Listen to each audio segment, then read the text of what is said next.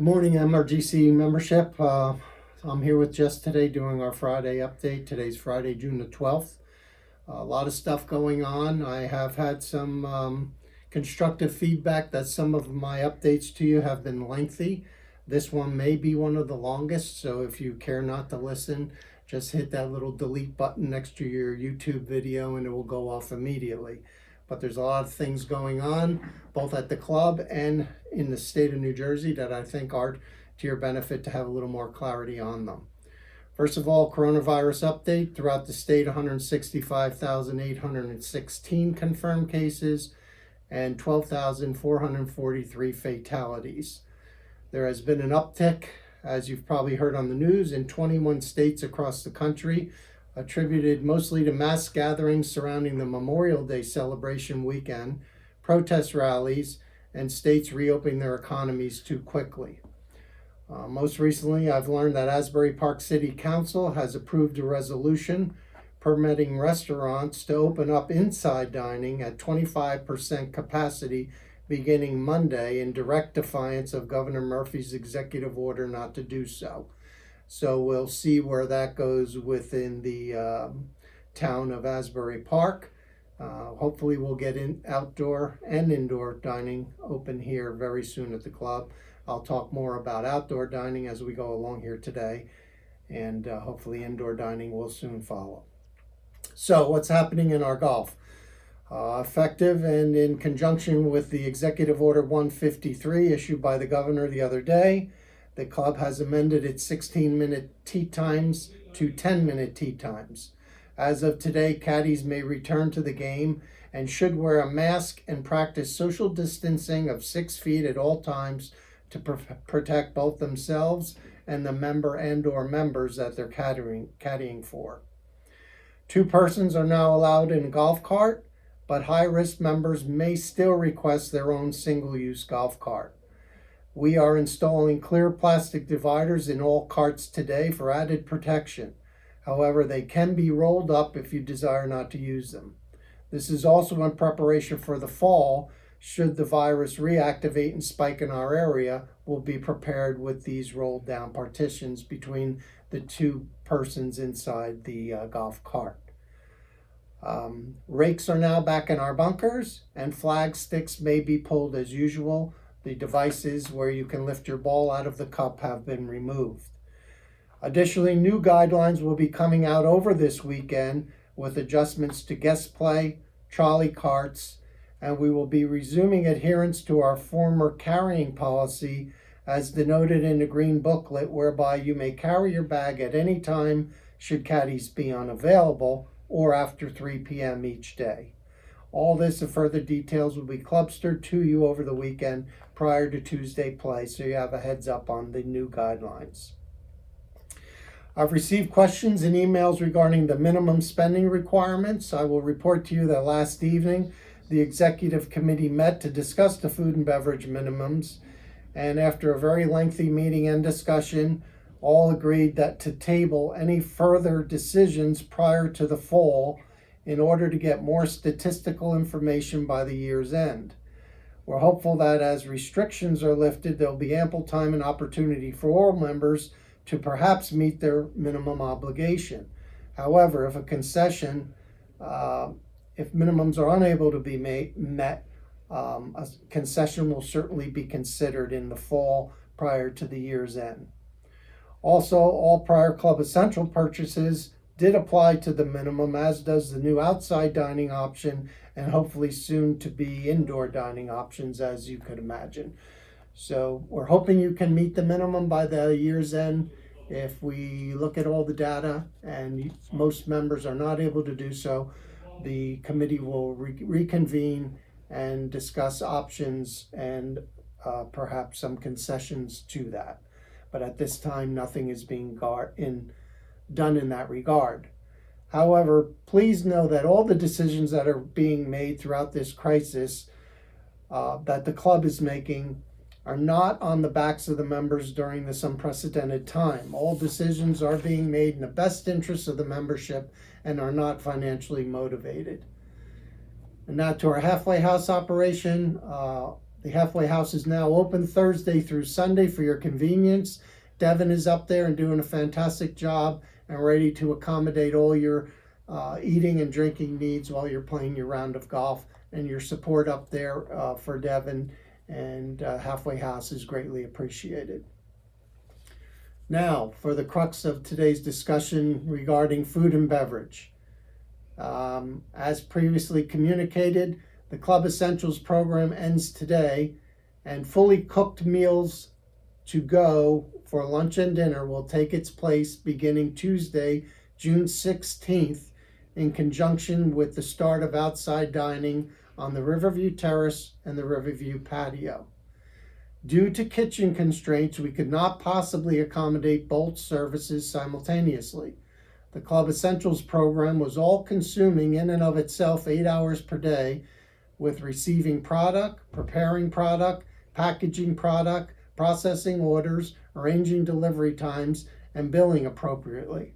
We simply cannot provide a la carte service and the Club Essentials program at the same time. We know how much the membership appreciated the Club Essentials program. Again, this was an at-cost program to keep things going during the crisis. That did apply to the food and beverage minimum, and unfortunately we're unable to do both now that outside dining is starting up. As far as outside dining, please know that reservations for both lunch and dinner are required and can be made by emailing dining@mrgc.com no sooner than 7 days out and no later than 48 hours prior to the day you would like to request. Reservations will be pulled by lottery and posted on Clubster at least 24 hours prior. There's no reason to stay up until midnight waiting to make a reservation. It's a lottery system and not a first-come, first-served scenario. Due to seating constraints and in compliance with the still in effect 6-foot social distancing requirements, we have very limited seating and are trying to accommodate as many members as possible each day. Therefore, a 2-hour maximum table time will be enforced. All members are requested to wear a mask when traversing all common areas when social distancing of 6 foot or more is not possible. When making a dinner reservation or a lunch reservation, all names must be given so we can cross-reference and see if there are duplicate reservations in an effort to accommodate more members. This already has become an issue and request that you coordinate with your fellow members and make only one reservation request for your group. There will be a one-way traffic pattern for the Riverview Terrace. Members will enter from the golf course side of the building and exit from the parking lot stairway side of the building to eliminate crossing in the stairway. This will be for all those who have a confirmed and posted reservation upstairs on the Riverview Terrace. Please know in advance that this is going to be a very, very challenging situation for various reasons. First of all, the demand far exceeds our supply, with 1,200 potential diners and having only 78 seats to adhere to the social distancing guidelines. Additionally, number two, outside dining is weather contingent. If a total rainout day, we close the facilities, we will be offering to-go meals only. Please be understanding that we cannot control the weather. We do have a roof structure over a few of the Riverview Terrace tables, but cannot discriminate on who sits under the roof and who doesn't, in fairness to all. It's highly likely that we close due to forecasted thunderstorms, and they totally miss us. It's a beautiful night, and we've closed the facility. This is a common occurrence in the summertime here as those thunderstorms pass by. Number three, third challenge is we will only be serving from the Riverview kitchen, because as we bring back more and more employees, inside sedentary and close proximity areas like the main kitchen pose a greater risk for both our members and our employees to transmit the virus.